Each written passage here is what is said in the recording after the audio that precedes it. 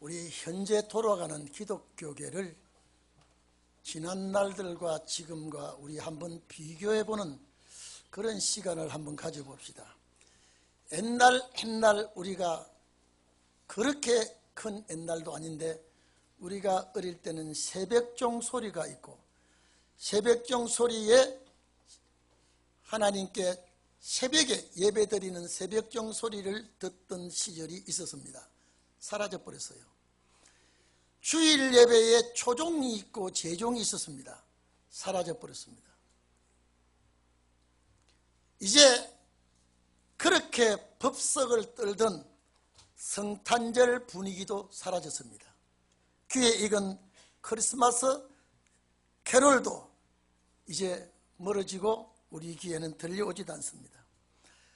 요즘 우리나라는 촛불 집회로 12월을 아주 장식을 놓고 세계 이름이 날렸습니다. 오늘 이 자리에 계신 여러분, 이렇게 시대가 변해가고 이렇게 시대가 바뀌어지는 이때 우리는 어떤 신앙인이 되어야 되겠습니까? 옛날에는 성탄절이 오면 막 기대가 부풀어 오릅니다. 새벽성을 돕니다. 야단 법석이죠. 없어져 버렸습니다. 성탄절이 와도 이제 옛날 같지 않죠? 산타 할아버지도 없어지고, 자, 루돌프 사슴도 없어지고, 선물 실은 설매도 옛 이야기가 되어버렸습니다. 이거는 이제는 찾아보기도 어려울 시대가 되었습니다. 왜냐? 비행기가 날고 고속열차가 다니고 쾌속정이 다니는 이 시대에 그런 것은 역사의 뒤로 넘겨버렸습니다. 우리 성탄절이 되면 이게 예수님 출생 때부터 이런 성탄절 이런 분위기는 아니었습니다. AD 3, 4세기경에 네덜란드의 성 니콜라우스가 숨어서 남몰래 선행을 하는 것이, 그가 죽고 난 다음에 이제 그 선행을 본받아서 선물을 보낼 때에 산타 할아버지라고 해서 성탄 선물을 나눠줬습니다. 어릴 때는 그 정말로 산타 할아버지가 선물로 나눠주는 것 같이 생각하는데 이제는 거의 다 어린애들도 그걸 믿지 않고 있습니다. 오늘 이렇게 급변해가고 점점 세상은 바뀌어가고 있는 이 시대에 성탄절이라고 하는 것은 이제는 연인들끼리 가족들끼리 여행 가는 성탄절로 이제는 바뀌어가고 있습니다. 이렇지만은 오늘 우리 동행교회 이 자리에 앉아 계신 여러분은 정말로 하나님의 말씀 안에서 성탄절 보내기를 바랍니다. 왜 우리가 이 성탄절을 성경에 어느 날 기록도 없는 이 성탄절을 찾아서 예배를 드려야 되는가? 많이 바뀌었습니다. 성탄절도 많이 바뀌었어요. 봄에 하다가 가을에 하다가 겨울에 하다가, 그래서 1년 중에 제일 밤이 긴 데서부터 해가 길어지는 그 시점에 성탄절을 정하자고 한 것이 지금 오늘 우리가 이렇게 성탄절을 지키고 있는 것입니다. 1년 12달 중에 반드시 한 날의 출생은 확실한데 그 출생한 날이 성경에는 기록되어 있지 않습니다. 그래서 오늘 12월 25일은 동지가 딱 지난 다음에 해가 길어질 때에 이 절기를 성탄절을 하자고 이렇게 한 것입니다. 오늘 이 자리에 계신 여러분, 오늘 미가서 5장은 아기 예수가 출생하고 아기 예수가 자라나고 아기 예수의 역사가 아닙니다. 이 미가서 5장은 세상이 혼란이 오고 나라가 어지러울 때 이스라엘 왕이 나라를 다스릴 임금이 너에게서 주님께로 하나님께로 나올 것이다, 선택을 입어 나올 것이라고 하는 이 말씀을 하셨습니다. 오늘 이 자리에 계신 여러분, 그가 왜 이 땅에 와야 하는지, 그가 이 땅에 와서 무엇을 해야 되는지, 어떻게 그가 우리 죄를 담당했는지 성경은 자세히 설명하고 있습니다. 그리고 우리는 어떻게 해야 그분의 뒤를 따라갈 수가 있는지, 어떻게 해야 내가 신앙인의 생활을 할 수가 있는지 우리는 잘 살펴야 될 줄로 압니다. 오늘 여기 딸 군대여 그렇습니다. 딸 군대여. 오늘 여러분, 군대는 싸우는 자입니다. 출애굽기 16장이나 죄송합니다. 출애굽기 6장이나 7장에 보면은 하나님께서 노예 민족을 군대라고 말했습니다. 출애굽기 6장 25절, 7장 4절에 보면 분명히 이스라엘 백성들이 애굽에서 노예인데 군대라고 하나님은 말씀을 했습니다. 이유는 하나님이 노예지만은 그들과 함께 하시고 싸워주기 때문에. 오늘 여기 본문에도 딸 군대라 그렇습니다. 딸 군대라고 하면서 이스라엘의 재판장, 지도자, 왕 등등입니다. 막대기로 뺨을 때린다라고 이렇게 해놨습니다. 여러분, 얼마나 비참하고 굴욕적입니까? 오늘 여기는 초림의 주가 오시는데 주 목적이 아니라 이 나라를 다스릴 왕은 베들레헴에서 난다고 하는 것입니다.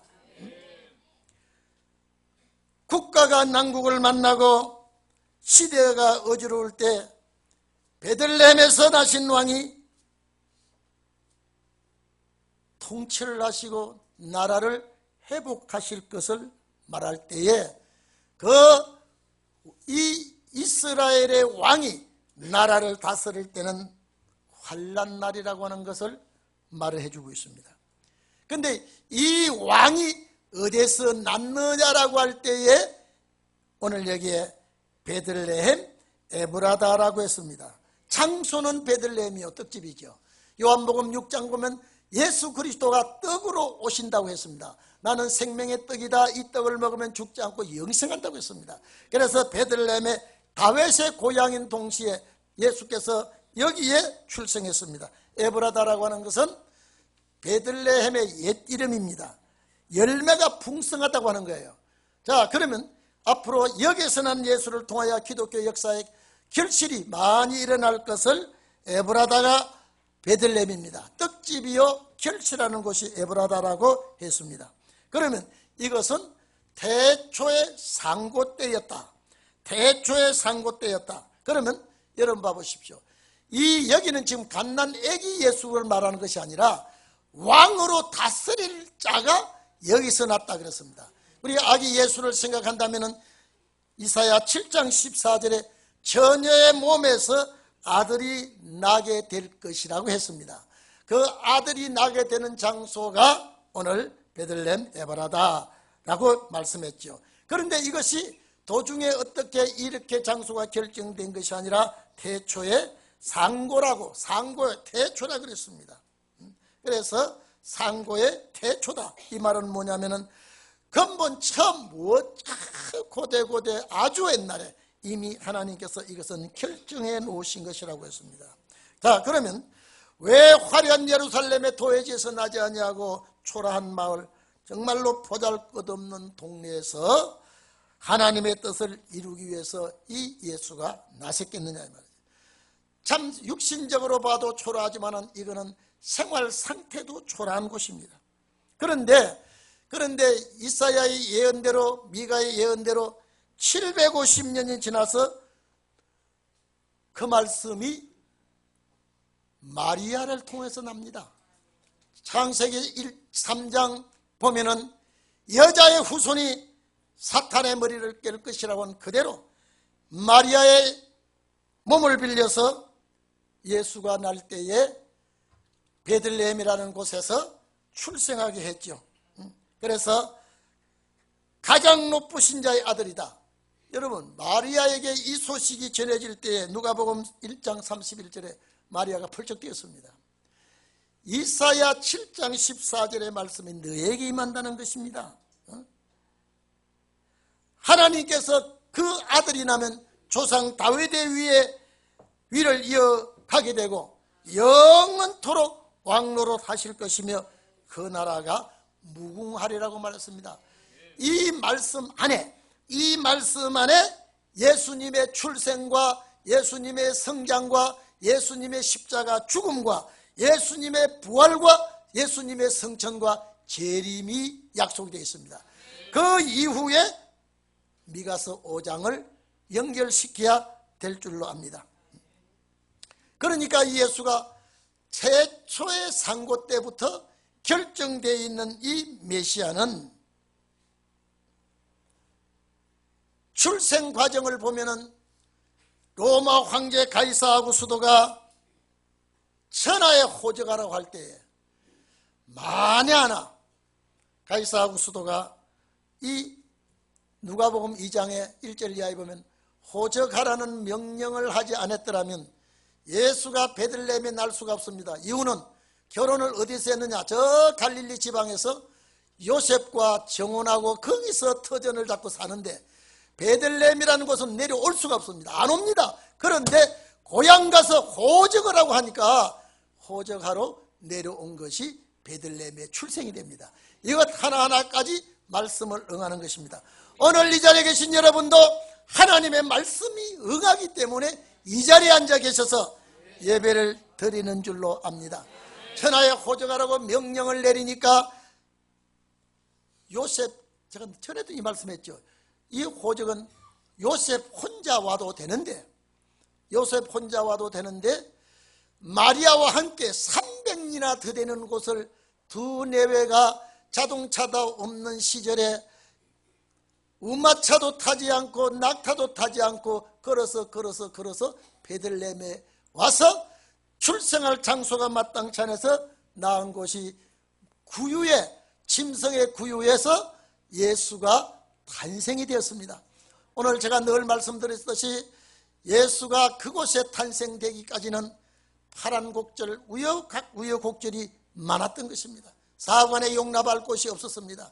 그런데 사람이 각 지방에서 다 모여들었으니까 어찌할 수 없이 침성의 마국간에 분명히 구유라고 하는, 거기에 구유는 낙이 말이 아니면 낙타 구유인데 거기서 아기가 탄생해서, 여러분 봐보십시오.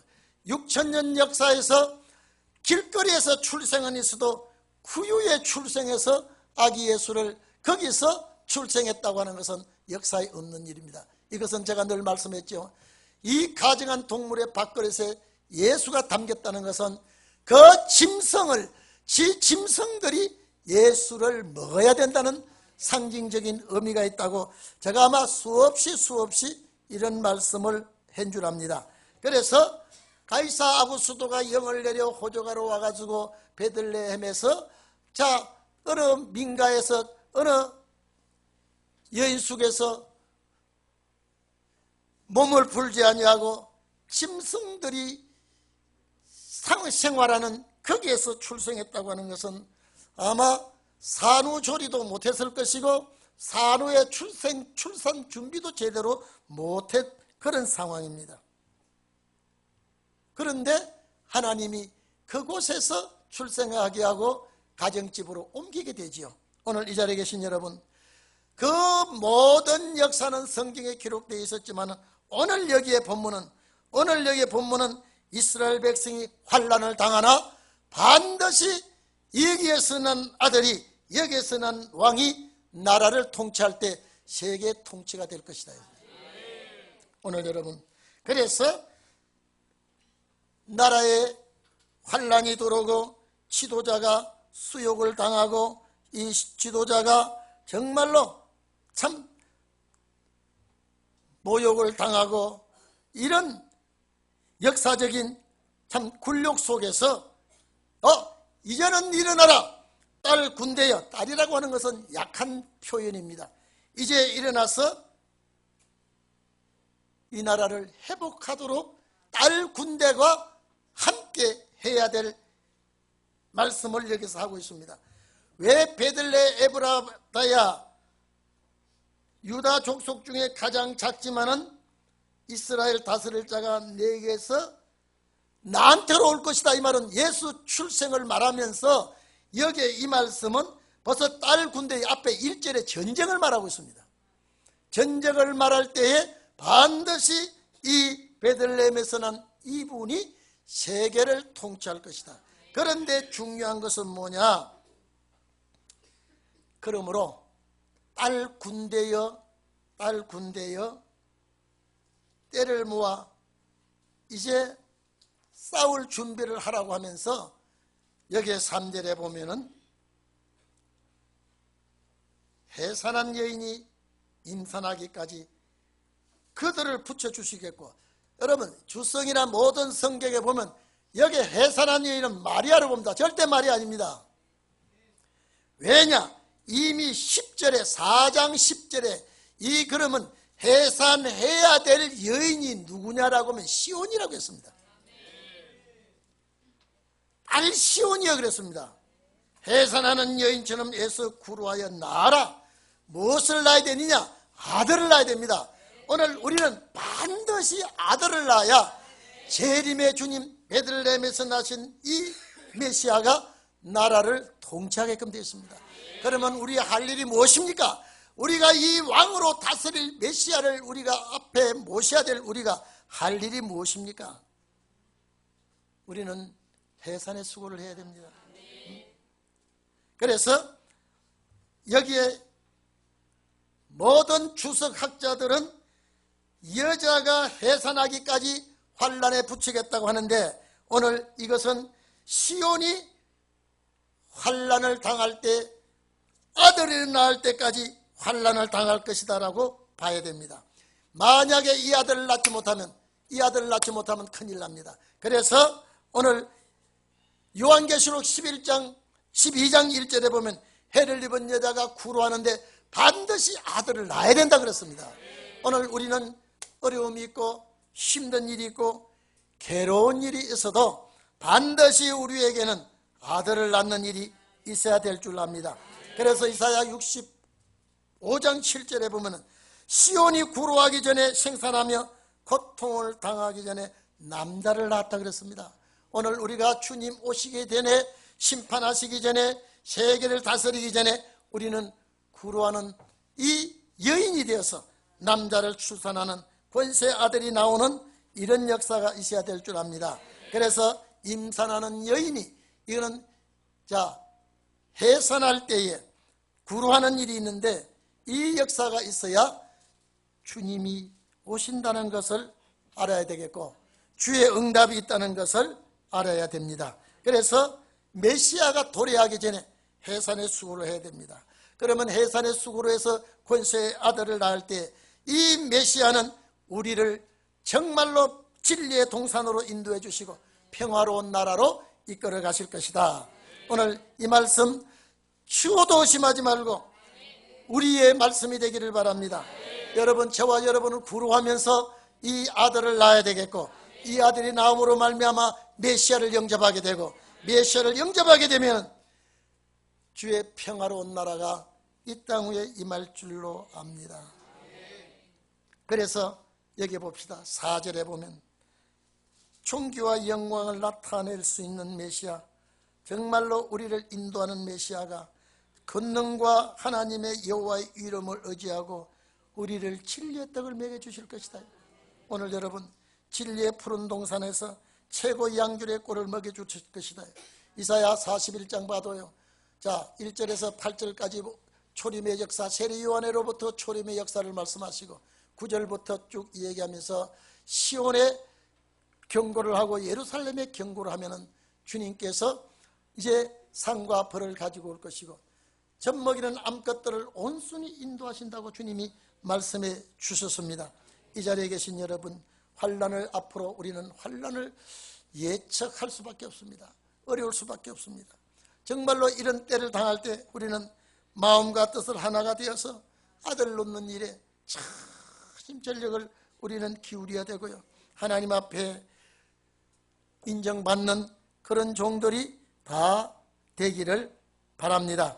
여기 보니까 이제 4절 보니까 주님이 이제 이 땅 위에 오셔서 다스리게 되면 첫째 능력과 위엄으로 우리를 이끌어 가시게 되었습니다. 초림의 주님은 죄인을 위하여 오셨습니다. 죄인을 위하여 죽었습니다. 죄인을 위하여 매를 맞았습니다.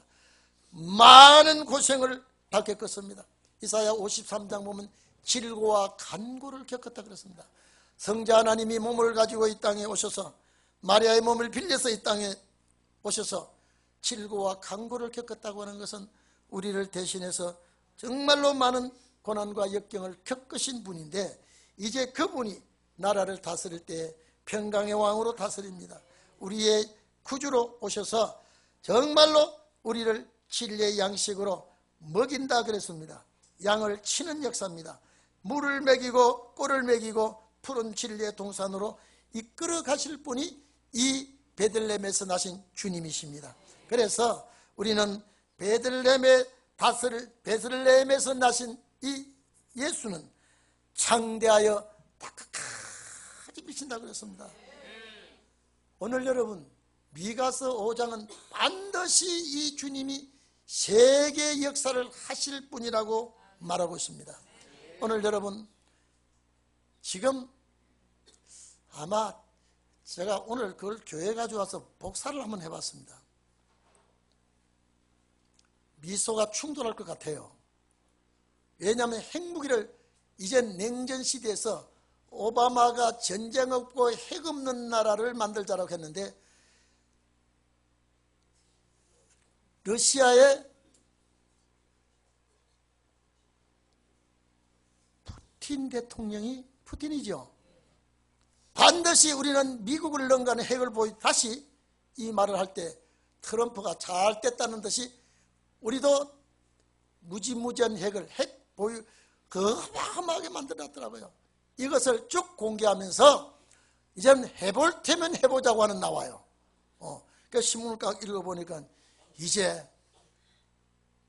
여러분 2016년도가 참 행복한 해가 되었구나라고 느껴지더라고요. 내년부터 소용돌이가 어떻게 치질지 누가 알겠습니까? 여러분, 우리나라는 내년이 중요한 해입니다.